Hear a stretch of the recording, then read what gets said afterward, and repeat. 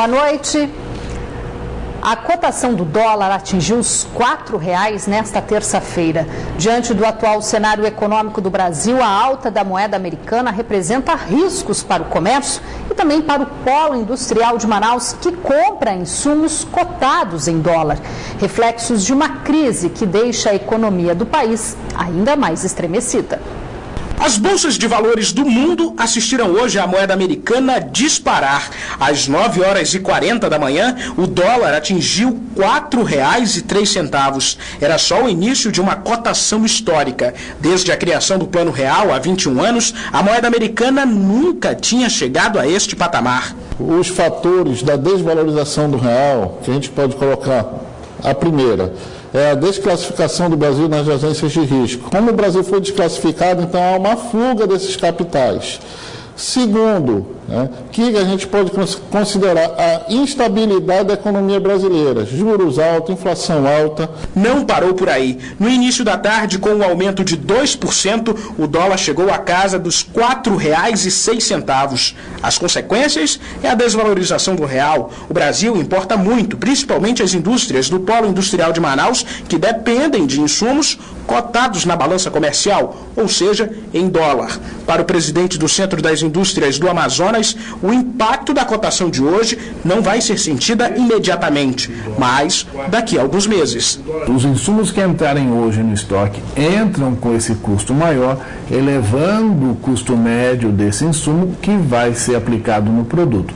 Por isso que eu falo que a variação cambial, ela encarece o produto sim, mas o repasse total dessa variação acontece entre 2 e 3 meses. E se os produtos saem das indústrias dia após dia mais caros, a relação cliente-comércio vai ficando cada vez mais estremecida. Nesta loja de artigos para o lar, 90% dos produtos são importados. E como não é de hoje que o dólar está em alta, somando isto às constantes notícias de desaceleração da economia do Brasil, o empresário refez as contas e achou melhor investir para o Dia das Crianças e o Natal o mesmo valor do ano passado. Tudo que você vai comprar, você tem que pesquisar. Esse é o momento de se aprender. Porque quando a situação está muito fácil, você relaxa. E agora temos que ver que o dinheiro está curto. E temos que conviver com isto. Temos que aprender. Esse é o momento de aprender. Dólar alto, poder de compra dos brasileiros reduzido. O melhor é enfrentar a crise trabalhando e diminuindo os gastos, com simples ações como esta, de colocar adesivos próximos aos interruptores de luz. E nós estamos numa campanha bem interessante. Foi ideia de um funcionário que ganhou até um prêmio. Está aqui, ó. Meu setor economiza. Todos os setores da empresa tem uma campanha e no final vamos ver o que aqueles economizados estão concorrendo a prêmios. Diferente do governo, os empresários estão cortando o que é desnecessário. Segundo este economista, isso é apenas um passo para vencer a crise e sentir menos a alta preocupante da moeda americana. É uma tendência mesmo do comércio agora, principalmente nessa situação. Com uma inflação, entendeu? Praticamente uma inflação que vamos virar para o ano que vem com 2 dígitos, né? Com juros altos.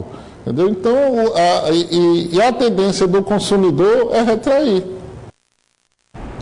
Esta manhã, a segunda reforma administrativa do governo de José Mello foi assunto recorrente da Assembleia Legislativa do Estado.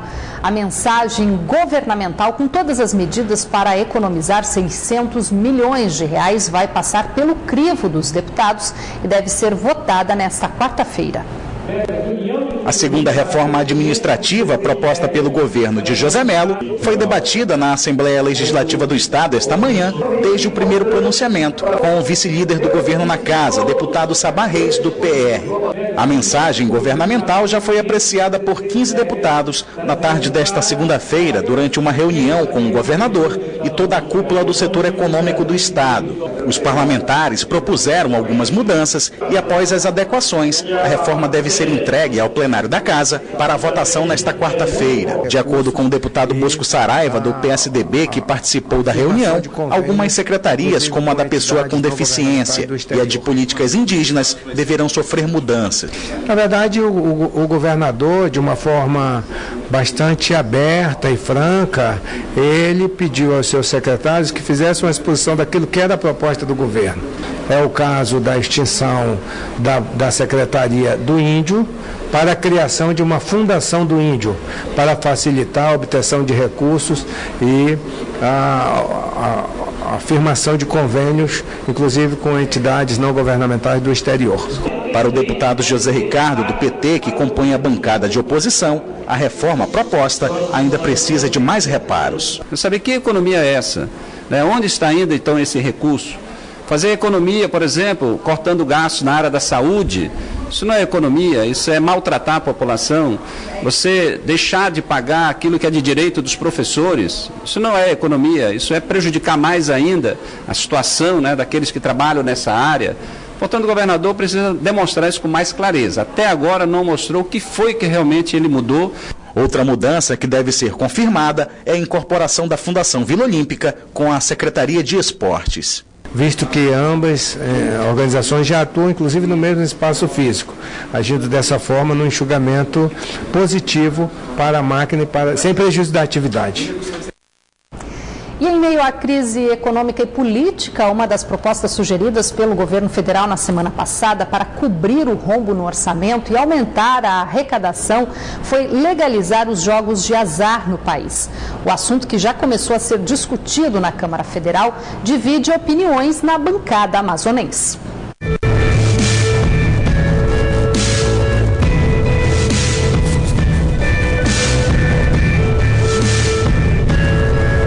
Apesar de proibidas, as casas de jogos de azar estão espalhadas por todo lado. Muitas delas movimentam milhões de reais. As apostas clandestinas vão além do dinheiro. Casas, apartamentos e até carros importados são colocados no jogo. O jogador é um grande perdedor, O jogador nunca ganha. Para muita gente, se envolver nesse mundo de apostas é a única maneira de diversão e faturar um dinheirinho extra. Mas o governo federal já pensa em tirar uma casquinha desse segmento. A intenção do Planalto é legalizar os jogos clandestinos, pensando em aumentar a arrecadação e fechar o orçamento. O debate sobre a legalização dos jogos de azar para aumentar a arrecadação de impostos chegou na capital amazonense. O deputado federal Marcos Rota, que compõe a base governista, acredita que o projeto seja aprovado no Congresso, mas ressalta que a discussão do tema deve ser ampliada. Essa questão dos cassinos, da legalização dos cassinos, é um assunto já antigo no nosso país que nunca avançou. Tomara que a gente possa agora, nesse momento, ter essa oportunidade de promover esses debates, Ver de que forma isso poderia atrair turistas ao nosso país, ver de que forma isso poderia gerar emprego e renda para o trabalhador brasileiro e ver de que forma isso poderia trazer divisas para os cofres do governo federal. A oposição ao governo já se manifestou contrária à ideia e lançou um movimento para barrar a proposta de aumentar a arrecadação de tributos a partir dos jogos de azar. Eu entendo que esse governo precisa efetivamente buscar soluções claras, soluções ortodoxas para resolver os problemas estruturais do nosso país. Na capital amazonense, os jogos de azar são praticados timidamente e a arrecadação de impostos a partir da legalização desses jogos pode não ser visto com bons olhos. Por enquanto, a ideia é apenas uma possibilidade, mas uma coisa é certa, o assunto ainda vai gerar muita discussão.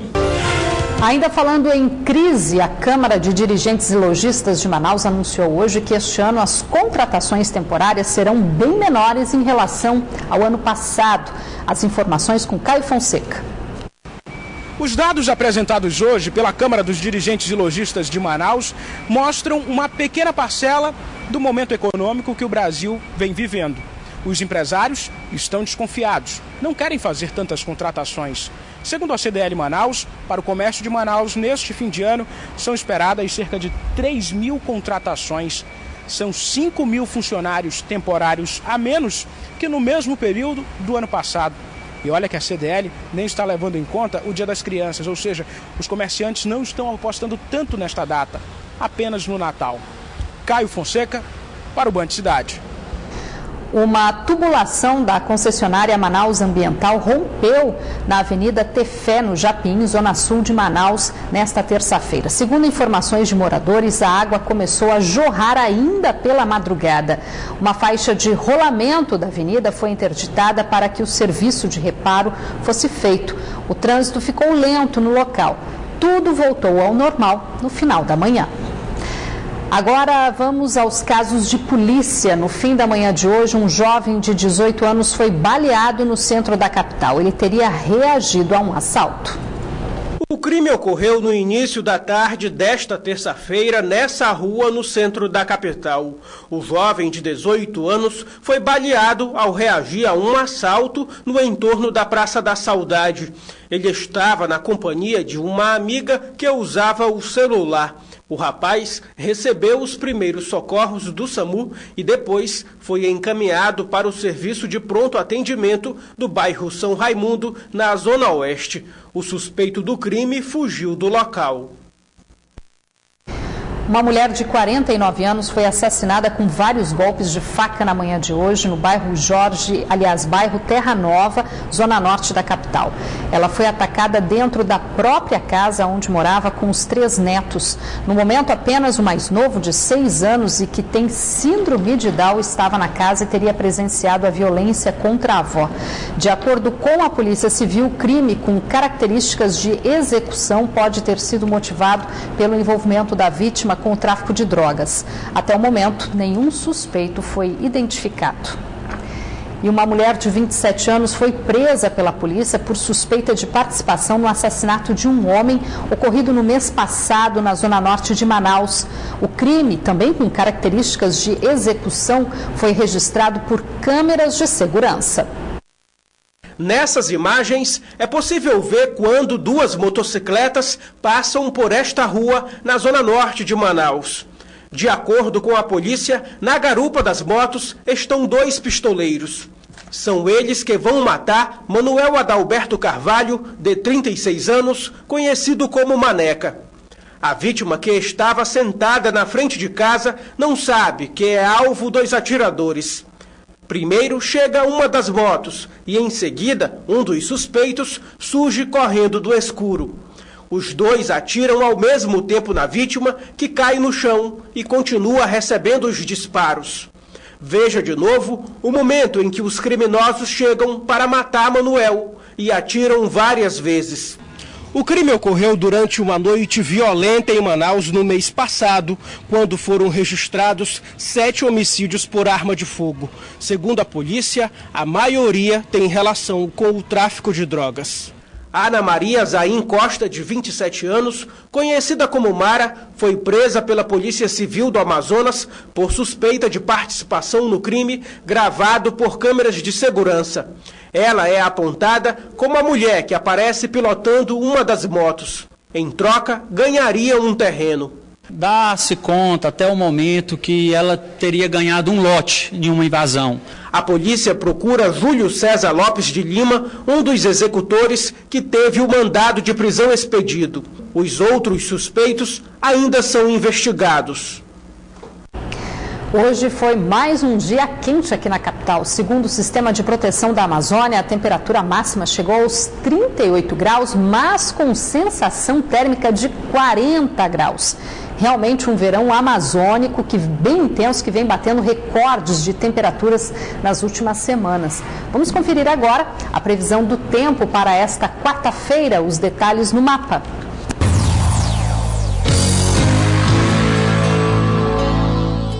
Em Manicoré, o tempo fica parcialmente nublado. As temperaturas variam entre 23 e 37 graus. Em Coari, a previsão é de sol entre nuvens e as temperaturas variam entre 28 e 38 graus. Em Manaus, a previsão para quarta-feira é de tempo nublado e as temperaturas podem variar entre 28 e 37 graus. Faltam pouco mais de 10 meses para a abertura dos Jogos Olímpicos Rio 2016. E no Amazonas, grandes atletas, promessas de medalha, como o velocista Sandro Viana, que já representou o Brasil em 2 Olimpíadas, ainda estão sem receber incentivos do programa Bolsa Atleta Municipal, reformulado pela Prefeitura de Manaus no mês passado. Esta manhã, atletas da luta olímpica foram até a Assembleia Legislativa do Estado pedir o apoio dos deputados.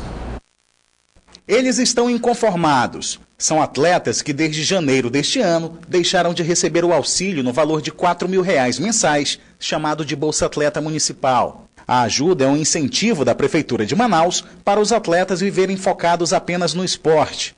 Esta manhã, o presidente da Federação Amazonense de Luta Olímpica foi até o plenário da Assembleia Legislativa do Estado e falou aos deputados sobre a atual situação dos atletas, que deixaram de receber o incentivo. Lá nós temos atletas que são medalhistas pan-americanos, vice-campeão, 3º lugar, e a gente está buscando o que é direito nosso. Os atletas utilizam esse valor para que eles possam comprar a vitamina deles, ter um almoço, né, melhor, com melhor preparo, ter o deslocamento dele para treinamento, e isso está dificultando muito. O velocista Sandro Viana, bicampeão pan-americano no revezamento 4x100 com o Brasil e finalista em 2 Olimpíadas, passa pelo mesmo problema.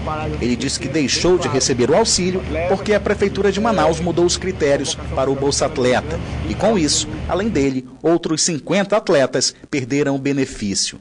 Uma situação totalmente desagradável, desrespeitosa, e nós estamos eu estou tentando elucidar a situação, explicar o que está acontecendo, onde é que está o equívoco, mas já se passa 3 semanas, o tempo é muito curto, nós estamos há 11 meses dos Jogos Olímpicos e isso, esse não pagamento da bolsa, essa não decisão por parte do Conselho, da Prefeitura, é um revés na história do esporte amazonense.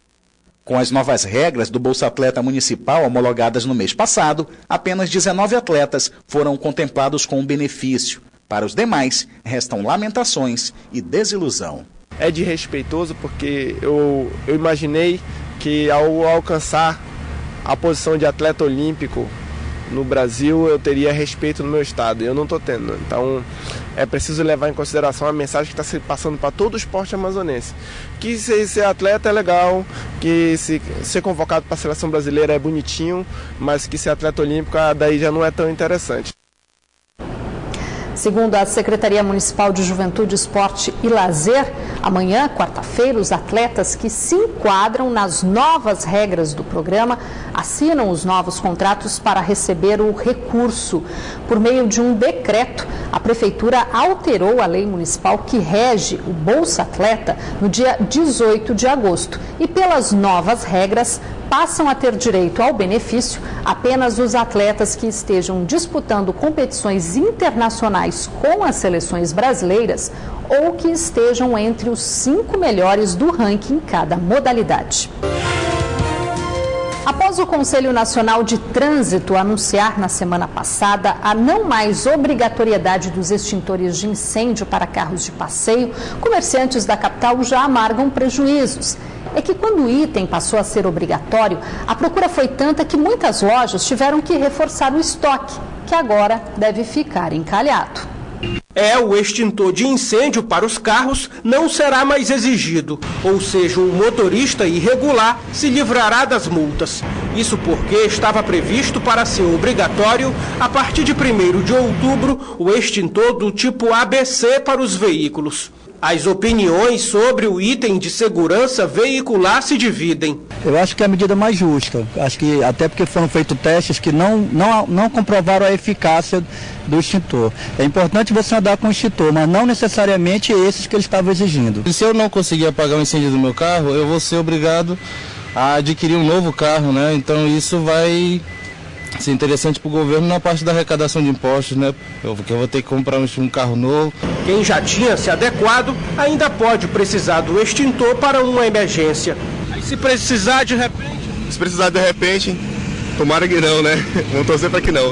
O fim da obrigatoriedade só começará a valer a partir da publicação da resolução, o que deve ser feito nos próximos dias. Mas no comércio também já é contabilizado o prejuízo por causa da não mais exigência do extintor ABC para carros com 5 anos de uso ou mais. O produto chegou a faltar no mercado e o preço subiu. Agora terá extintor de sobra. Aqui nesse estabelecimento, o proprietário ainda aguarda um pedido de 3.000 unidades, com a decisão do CONTRAN, que faz deixar o uso do extintor de incêndio ABC em carros de ser obrigatório. O prejuízo estimado do estabelecimento é de R$50 mil. De acordo com o dono, na loja as vendas caíram 90%. Agora, no meio do ano, nós começamos a estabilizar. Já tínhamos extintor para atender o mercado de forma satisfatória, com preço sempre acessível a todos, e fomos surpreendidos, né? Todo brasileiro foi surpreendido com a não exigência mais do extintor de 1 quilo. Como estávamos fazendo estoque de produto para atender o mercado, estimamos aí um prejuízo em torno de R$50 mil, porque extintores de incêndio têm prazo de validade. A diferença em relação ao extintor antigo, o BC, é que o novo modelo também apaga chamas em partes sólidas dos carros e é descartável. A validade é de 5 anos.